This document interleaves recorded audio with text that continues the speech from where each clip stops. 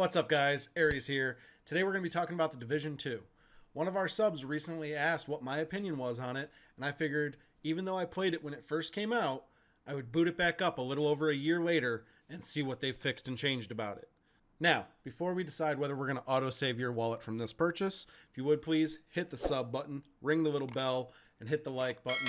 All of that will continue to help me grow this channel and provide great content to viewers like you. Now, without any further waiting, let's get into the show.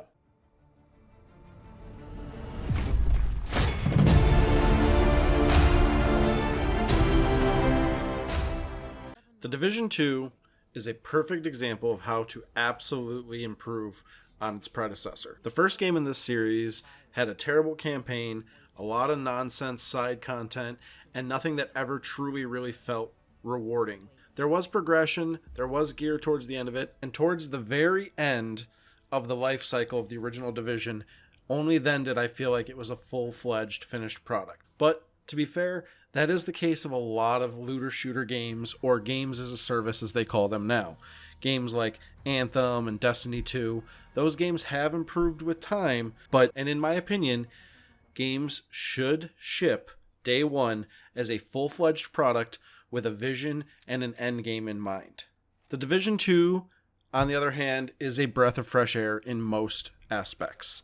The game starts off in a tutorial area, giving you the basics of the controls and the mechanics that are going to be present with you through the rest of the title. After this relatively brief opening sequence, the world starts to begin to open up more and more, and as it does, you get more quests, bigger zones, tougher enemies, and of course, more of that sweet, sweet loot. It's a rock-solid third-person shooter, focused around big co-op shootouts against three of the biggest, toughest factions we've seen so far. There is also a fourth faction that unlocks post-game, which I think is a brilliant idea. They are called the Black Tusk. More on them a little bit later. So as you're going along, you're developing new skills, abilities, loadout styles that complement your playstyle.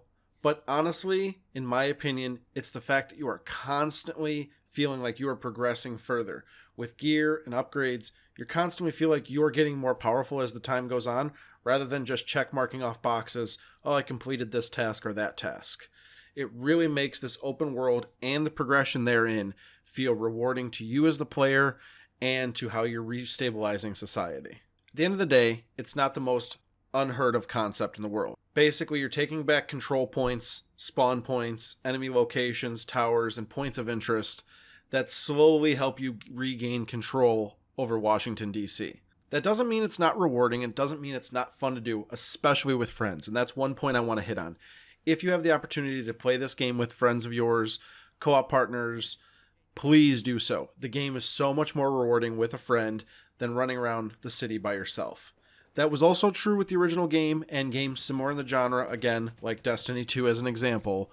But I really think the co-op building mechanics in this really help push the game along as a fun time with a friend. When the game first launched, there was not that many different specs at Endgame. Once you reached level 30, you had the opportunity to unlock certain specializations. And back then, you only had the option of like an explosive crossbow or a high-powered sniper rifle, things like that. They have expanded on that, and I will say to my delight. They've added classes like the Firewall that I've been playing mostly that allows you to run with a flamethrower, and it gives new perks to your shield, which I've always been a big fan of. I think it's great that they've added more of this. I do want to take a second here, though, and talk about things added. I am really bothered by one big detail in this game, and I want to highlight this very heavily. When I originally purchased this title, I purchased the Gold Edition, which was supposed to give me all of the DLC content for the foreseeable future. Okay? What they wound up doing eventually with that, and I do blame Ubisoft directly for this action, is they released the Gold Edition. They said came with the year one pass content. So all expansions or DLCs that came out in the first year, they would release as part of this.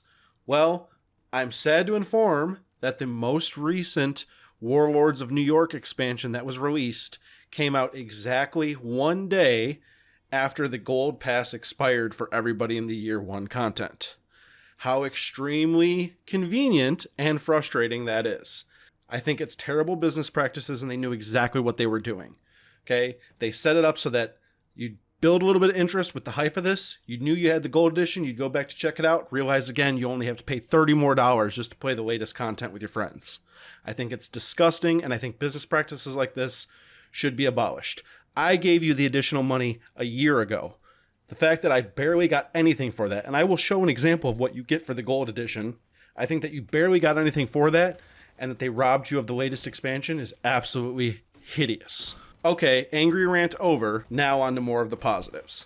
So, one of the big things that I love, obviously, again, is loot. That's pretty much the main thing about the Division 2, is constantly picking up different forms of gear. Everything from whites to blues, greens, purples. You know, the standard RPG looter mechanics.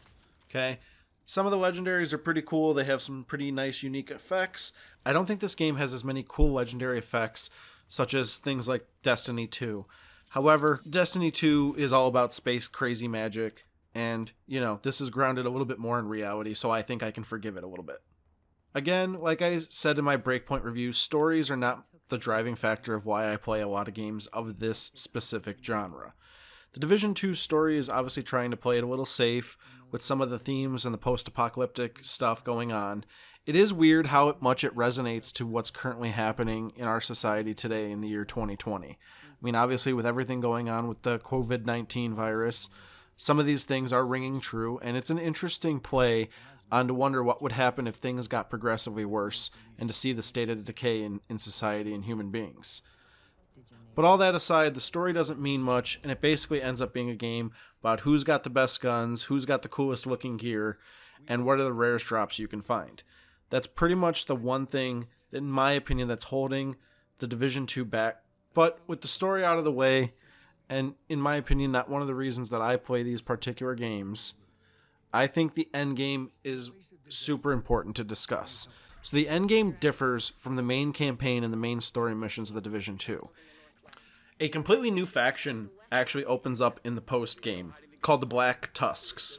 And they are a group of heavy armored, super elite military soldiers that are far more difficult than your average enemy type in this game. They have drones and different machines, even some mechanical dogs that you'll see, and they're wild. Super hard, but not so challenging that they're not defeatable with some tactics and smart gameplay. See, the thing is you're not going to be able to just slam your face against the keyboard and hope for the best on killing them. You might have to actually use some tactics, and for me, that makes it fun. The problem I have in a lot of these looter shooters is by the time you get to endgame, you're either A, so geared that every content that they throw at you is either super easy or insanely impossible. And in my opinion, the Division 2 fits right perfectly in their world progression system. So see, as you level up and you complete certain tasks in the endgame, the world difficulty and the gear score to match that world difficulty actually increases slightly. So it is constantly ramping up a little bit of your difficulty without throwing this massive wave at you that's almost impossible to defeat. Again, with more people, more co-op friends, the game is less challenging, but enemies still try to flank you, they still try to pull some crappy tactics, and sometimes the game does feel like it has a little bit of an unfair advantage with the AI. That being said, still wonderful game to play, solid to play with friends. Alright guys, that's it. So, in my opinion, today there is no need to autosave your wallet from this purchase. If you like looter shooters, you like loot, and you like all kinds of fun gameplay that you can do with your friends, then this is definitely the game for you, especially if you can find it on sale. I'm not saying this game is not worth the $60 price tag. However, I am slightly a little burned by buying the gold edition a little over a year ago, only to be locked out of content just a day over that year expiration. But other than that, if you can catch it on sale and you want to play with your friends, definitely pick this one up. That's all I have for you guys today. If you would, one more time, check that sub button. Make sure the little bell's turned on so that you guys know when I post new content.